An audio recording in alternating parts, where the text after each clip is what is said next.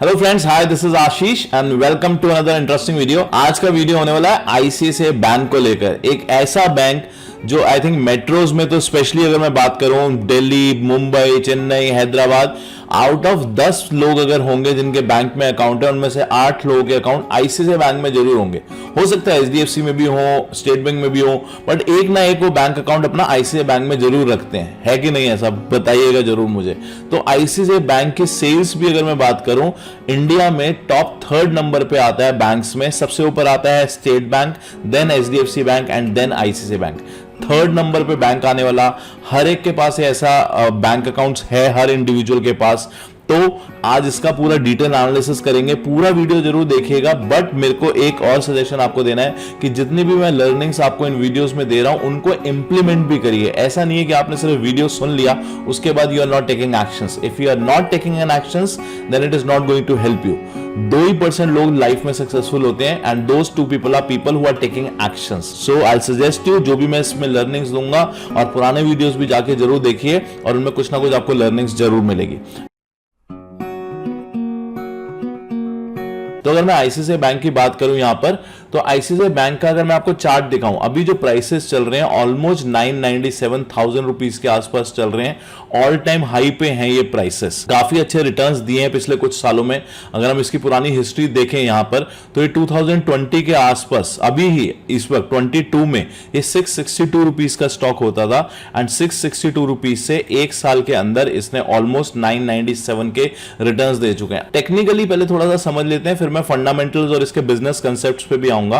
Technically अगर आप देखें ना, तो यहां पे थोड़ा सा एक इसको रेजिस्टेंस मिल रहा था इन लेवल्स के आसपास, और उन लेवल्स के आसपास अगर आप देखें, यहां से इसने एक बार गया, फिर नीचे आया, second time, third time, fourth time, और ये जो प्राइसेस हैं ये ऑलमोस्ट 950 से लेकर 970 की रेंज है। आप ये ध्यान से सोच सकते हैं, 950 से लेकर 970 की एक ऐसी रेंज है जहां पे प्राइसेस हर बार रेजिस्टेंस ले रहे थे। ओके, तो अभी जो प्राइसेस है इससे एक ब्रेकआउट हो चुका है, तो इसको हम एक ब्रेकआउट भी बोलेंगे यहां पे। प्राइसेस का पहली चीज ब्रेकआउट हो चुका है। सेकंड, अगर हम इसे टेक्निकली समझें तो थोड़ा सा ये कप एंड हैंडल करके एक फॉर्मेशन होती है टेक्निकली, जो लोग जानते हैं वो भी यहां देख सकते हैं। ये इसका कप बन रहा है यहां पे और एक हैंडल बन रहा है। तो टेक्निकली अगर हम देखें तो इसका जो टारगेट्स होते हैं वो जितना कप का यहां से यहां तक का गैप होता है, तो अभी जो इसका गैप है वो ऑलमोस्ट 820 से लेके 960 तक का गैप है, राइट। तो ऑलमोस्ट आप बोल सकते हैं 140 रुपीज का, और 960 से भी अगर मैं इसका गैप पकड़ूं तो इतना हम टारगेट टेक्निकली देख सकते हैं। ये सब मैं आपको टेक्निकली दिखा रहा हूं,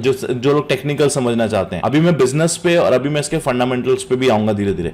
तो एक चीज तो ये हो गई। दूसरी चीज ये हो गई कि अगर ये जो ब्रेकआउट लेवल है, अगर हमें इस लेवल पे कभी भी प्राइसेस दोबारा यहां पर आने की कोशिश करते हैं टेक्निकली, अगर यहां से कोई भी डिक्लाइन आती है, तो वो एक अच्छा लेवल होगा 950 के आसपास फिर से इसको बट यहां पर ऐसा नहीं कि पोजीशन आए, अगर यहां पे भी थोड़ा टाइम स्पेंड करता है स्टॉक, तो वो एक अच्छा लेवल होगा आपको यहां पर स्टॉक को एक्यूमुलेट करने का, टेक्निकल पॉइंट ऑफ व्यू से। अब बात करते हैं थोड़ा सा इसके फंडामेंटल पॉइंट ऑफ व्यू से। आईसीआईसीआई बैंक जो है वो बैंकिंग सेक्टर से बिलोंग करता है, तो हम ये समझ लेते हैं कि एक बैंकिंग सेक्टर किस तरीके से वर्क करने वाला है, आगे बैंकिंग सेक्टर का क्या फोकस होने वाला है। क्योंकि अगर हमें सेक्टर पता चल जाए ना किस तरीके से काम करने वाला है, तो हमें पता चल जाता है उसके स्टॉक्स में इन्वेस्ट करना एक फायदेमंद प्रॉफिट हो सकता है कि नहीं। तो यहां पे मैं आपको कुछ डिटेल्स दिखाता हूं, कुछ फैक्ट्स एंड फिगर्स दिखाता हूं, और फैक्ट एंड फिगर्स गवर्नमेंट के फैक्ट एंड फिगर्स हैं, किसी कोई आर्टिकल्स कोई पर्सनली किसी का नहीं है। तो यहां पर आप देख सकते हैं, जो पहली फिगर मैं आपको दिखा रहा हूं कि ये है ग्रोथ इन बैंक क्रेडिट्स, मतलब कि जो लोन्स ले रहे हैं वो किस तरीके से, पूरे loans, it includes housing loan, personal loan, auto loans, commercial loans, everything. वो थोड़ा सा ओवरऑल जो है इट्स अ डिक्लाइनिंग इंडस्ट्री, तो people are not interested to take loans. अगर लोन्स ही नहीं ले रहे लोन इंडस्ट्री, क्योंकि बैंक्स जो है वो तो लोन से ही चलता है, बैंक से लोन लेंगे तभी उनको प्रॉफिट मिलेगा, बट लोन इंडस्ट्री तो है वो तो यहां पे डाउन जा रही है। ये एक फैक्ट मैंने आपको दिखाया। दूसरा फैक्ट अगर आप यहां पे देखिए, जो डिपॉजिट्स हैं, जो बैंक के पास डिपॉजिट्स आ रहे हैं वो बढ़ते जा रहे हैं। You getting my point? Is this something new you are learning? See, loan industry गिर रही है बट डिपॉजिट्स बढ़ते जा रहे हैं, और उन डिपॉजिट्स के ऊपर तो बैंक को एक किस्म से इंटरेस्ट देना पड़ता है कस्टमर को, और अगर वो इंटरेस्ट देते रहेंगे और उनसे कोई लोन नहीं लेगा तो बैंक कैसे ग्रो करेंगे यहां पे। तो ये देखना इंटरेस्टेड है कि अब बैंक कैसे फोकस करने वाले हैं, फ्यूचर ऑफ बैंकिंग इंडस्ट्री क्या होने वाला है, वो मैं आपको यहां पे दिखाता हूं। तो बैंकिंग फ्यूचर इंडस्ट्री जो होने वाला है वो लोन्स में अगर हम जाएं तो सिर्फ 2 लोन्स पे डिपेंडेंट रह गया है, housing and personal loan has been the key drivers. तो हाउसिंग और पर्सनल लोन जो है वो यहां पे फिर भी ग्रोथ कर रहे हैं, लेकिन उसके अलावा जो लोन्स होते हैं जैसे कि कोई ऑटो लोन्स ले रहा है, कोई बिजनेस लोन ले रहा है, कोई गोल्ड लोन्स ले रहा है, उनका यहां पे आगे ग्रोथ नहीं है। तो अगर आपका बैंक सिर्फ होम लोन पे और पर्सनल लोन पे फोकस करेगा तो वो एक अच्छा बैंक हो सकता है। कुछ ऐसे बैंक्स होते हैं, जैसे मैंने इंडसइंड बैंक का भी आपको यहां पे वीडियो बनाया था, देखिएगा पूरे चैनल पे जाके, उनका मेन फोकस जो होता है वो ऑटो लोन्स पे होता है, राइट। तो वो इंडस्ट्री यहां पे ग्रोथ करते हुए नहीं दिख रही है, पहली चीज। सेकंड चीज जो है वो मैं आपको दिखाता हूं, जो अब फ्यूचर है बैंकिंग इंडस्ट्री का वो है डिजिटल। जितने भी बैंक्स डिजिटली काम करेंगे, देखिए digital lending the market scenario, तो आने वाला टाइम जो है वो डिजिटल मार्केट होगा। डिजिटल मतलब कि जैसे कि आप मोबाइल बैंकिंग से कोई अपना बिल पे करते हैं, आप इलेक्ट्रिसिटी के बिल पे करते हैं, आप गैस कनेक्शंस के बिल पे करते हैं, मोबाइल रिचार्ज करते हैं, आप ब्रॉडबैंड करते हैं, किसी भी तरीके से आप मोबाइल को डिजिटली जब आप यूज करते हैं, उनकी बैंकिंग सर्विसेज, पेटीएम को रिचार्ज करते हैं, वहां पर ही ग्रोथ है। वही बैंक आगे सस्टेन कर पाएंगे जो डिजिटली फोकस करेंगे और हाउसिंग एंड पर्सनल लोन पे फोकस करेंगे। तो ये तो हमें समझ में आ गया कि ये सेक्टर किस तरीके से काम करने वाला है। जो बैंक डिजिटल होंगे, जिनका फोकस रहेगा, और हाउसिंग पर्सनल लोन। तो अब थोड़ा सा आप यहां पे लॉजिकली सोचिए, क्या आईसीआईसीआई बैंक एक डिजिटल बैंक है? जी हां। अगर आप सोचिए, आपको सबसे ज्यादा जो मोबाइल डाउनलोड्स मिलेंगे वो आईसीआईसीआई बैंक के ही डाउनलोड्स मिलेंगे, उनकी मोबाइल एप्स के, राइट। आप भी ये जानते हैं हर इंसान के पास आईसीआईसीआई बैंक की मोबाइल एप्स होती है। Out of 10 8 people have ICICI bank accounts, right. और यहां पे मैं आपको फोकस भी दिखाता हूं एक चीज और उसका, कि जब मैंने इनकी और डिटेल्स जानने की कोशिश करी, यहां पर आप देख सकते हैं ICICI bank launches our digital banking units, ICICI bank biggest companies to corp connect digital platform banking services supply chain. तो यहां पर इनका पूरा फोकस जो है डिजिटल है। जब मैंने इनकी बैलेंस शीट पढ़ी, वो थोड़ा सा मुझे और अच्छी लगी बैलेंस शीट पढ़ के, क्योंकि किसी भी बैंक की बैलेंस शीट पे मैंने ये नहीं देखा उनके 3 से 4 चीजें सिर्फ डिजिटल प्लेटफॉर्म के ऊपर ही फोकस है। आप देखिए ये पूरा पेज डिजिटल है। आई मोबाइल ऐप, रिटेल बैंकिंग, हमने कितने कितने मोबाइल ऐप्स कर दिए, आई पे मोबाइल, आई वीडियोस, डीआईवी जर्नीज। तो ये सब बात जो कर रहे हैं अपनी बैलेंस शीट के अंदर, ये डिजिटल बैंकिंग के ऊपर कर रहे हैं। ये देखिए सेकंड पेज, इसमें भी इन्होंने पूरा बताया, आई मोबाइल पे के लिए आप सेविंग अकाउंट्स कर सकते हैं, डीमैट, पर्सनल लोन, ये सब आप मोबाइल ऐप से ही ले सकते हैं आने वाले टाइम में। आने वाले टाइम में क्या, अभी हो ही रहा है। ये देखिए थर्ड पेज, ये भी पूरा बात करता है आईसीआईसीआई डिजिटल बैंकिंग के ऊपर, फॉरेक्स ट्रेडिंग कर सकते हैं। फोर्थ पेज, 4 पेजेस हो चुके हैं जो सिर्फ अपनी बैलेंस शीट में डिजिटल के ऊपर बात कर रहे हैं। उसके बाद फिफ्थ पेज, उसके बाद मैं यहां पर दिखाऊं सिक्स्थ पेज, राइट। तो 6 से 7 पेजेस इन्होंने पूरा सिर्फ आईसीआईसीआई के डिजिटल बैंकिंग के ऊपर फोकस किया है। ऐसी बैलेंस शीट मैंने किसी और बैंक की नहीं देखी है। मैं नंबर्स की बात नहीं कर रहा हूं, बट मैं यहां पे फोकस की बात कर रहा हूं। जैसा अभी हमने गवर्नमेंट की वेबसाइट पे देखा कि फ्यूचर ग्रोथ उन्हीं की होगी जो डिजिटल बैंकिंग पे फोकस करेंगे। और यहां पे बैलेंस शीट में से ऑलमोस्ट 70 पेजेस में से 6 से 7 पेजेस सिर्फ डिजिटल बैंकिंग के ऊपर बात करी गई है। यहां पर आप देख सकते हैं एक और जो मुझे इनका डिटेल मिला। और सबसे अच्छी बात जो है, जितने भी आप फास्ट टैग्स यूज करते हैं, फास्ट टैग्स आपने देखा होगा, जब आप जाते हैं टोल पे, हाईवेज पे जाते हैं, आप टोल पे करते हैं, वहां fast tag, maximum fast tag की ग्रोथ जो है वो इन्हीं से हो रही है, इन्हीं से फास्ट टैग की पेमेंट्स हो रही है। और ये ईयर टू ईयर 18% के आसपास ग्रो हो रहा है। और अभी कई ऐसे हाईवेज हैं जो नए नए हाईवेज बन रहे हैं, मुंबई से गुड़गांव का हाईवे है, बहुत ऐसे हाईवेज बन रहे हैं। उस पर जब फास्ट टैग कनेक्टिविटी होगी तो वहां से इनको अच्छा ग्रोथ दिख रही है। यहाँ पे और चीज मैं आपको दिखाता हूं, ये देखिए जब मैं और डिटेल में, क्योंकि पूरी जो मैं रिसर्च आपको दिखाता हूं इसके पीछे काफी टाइम लगता है। यहां पे आप देखिए, they have more than 9 million activations of mobile app, 9 million से ज्यादा इनके पास मोबाइल एक्टिवेटेड यूजर्स हैं। और उनमें से यहां पे देखिए ये चीज पढ़िए, last paragraph, we have seen about 2,25,000 registrations from non ICICI bank account holders in till 31 May 2000। Non ICICI bank का होल्डर्स जो हैं वो भी इनकी मोबाइल एप्स यूज करते हैं। ऐसा मैंने किसी और बैंक के साथ नहीं देखा अभी तक। थोड़ा सा और नीचे गया, about 70% of the train transactions हुआ digitally in Q4 of the year. जितनी भी बैंक की ट्रांजेक्शंस होती हैं 70% transactions are being done digitally. तो जितनी ज्यादा ट्रांजेक्शंस डिजिटली होंगी उतना बैंक प्रॉफिट कमाएगा। यही आगे फ्यूचर है बैंकिंग इंडस्ट्री का। और यहां पे out of 170 transactions are being being done digitally, it's a very good thing. So इस तरीके से मुझे लग रहा है बैंक का जो फोकस है, फ्यूचर है, वो तो बिल्कुल क्लियर है।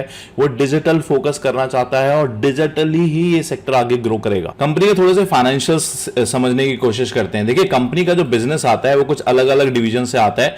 पहला है retail banking, treasury, wholesale banking, life insurance, फिर कुछ अदर्स हैं, देन जनरल इंश्योरेंस। तो ये 4 से 5 बिजनेसेस हैं जहां से आईसीआईसीआई बैंक को मेन रेवेन्यू आता है।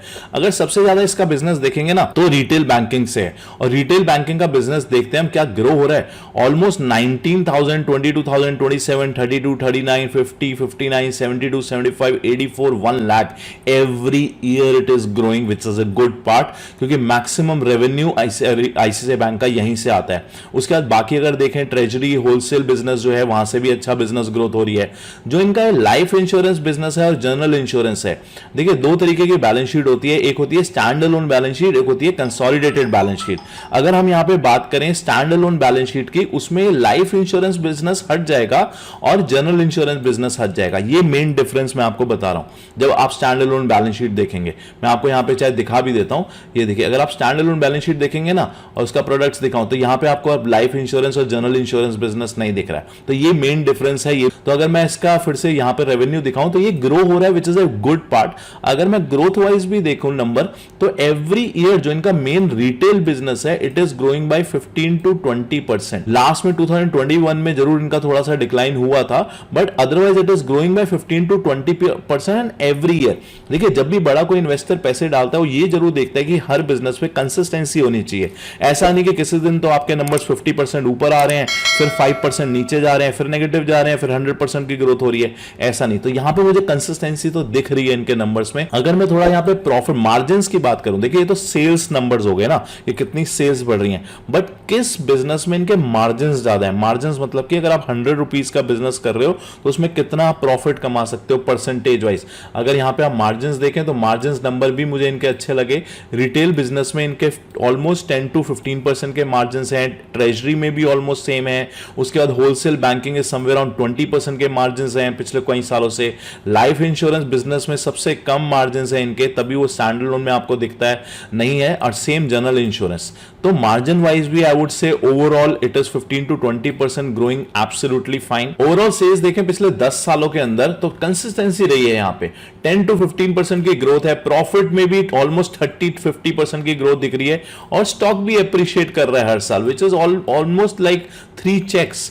तो इट इज गुड पार्ट। अब बात करते हैं सबसे इंपॉर्टेंट कि यहां पर क्या ये स्टॉक जो है अभी सस्ते प्राइसेस में मेरे को मिल रहा है, क्या ये प्राइसेस अभी भी चीप हैं? तो उसके लिए मैं आपको एक चीज दिखाता हूं, वो आप यहां पे देख सकते हैं, पी रेशियो जिसको बोला जाता है, प्राइस टू अर्निंग, कि प्राइस कहां जा रहा है और कंपनी की अर्निंग्स कहां जा रही हैं, उसको प्राइस टू अर्निंग बोला जाता है।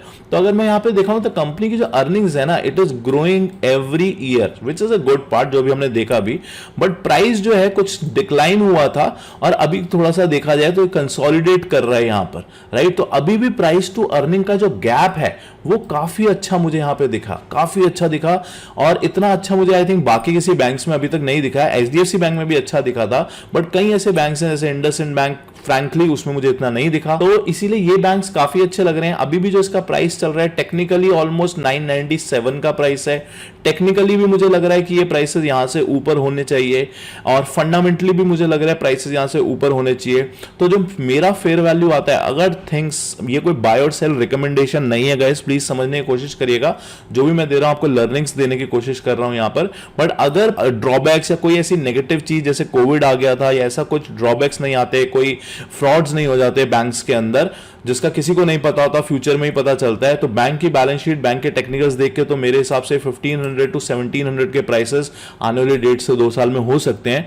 तो विच is almost double the prices, I would से 50-80% के रिटर्न आपको 2 सालों के अंदर मिल सकते हैं यहाँ पे, अगर सब कुछ सही रहा। तो आई होप आपको कुछ लर्निंग्स मिल रही होंगी मेरे वीडियो से।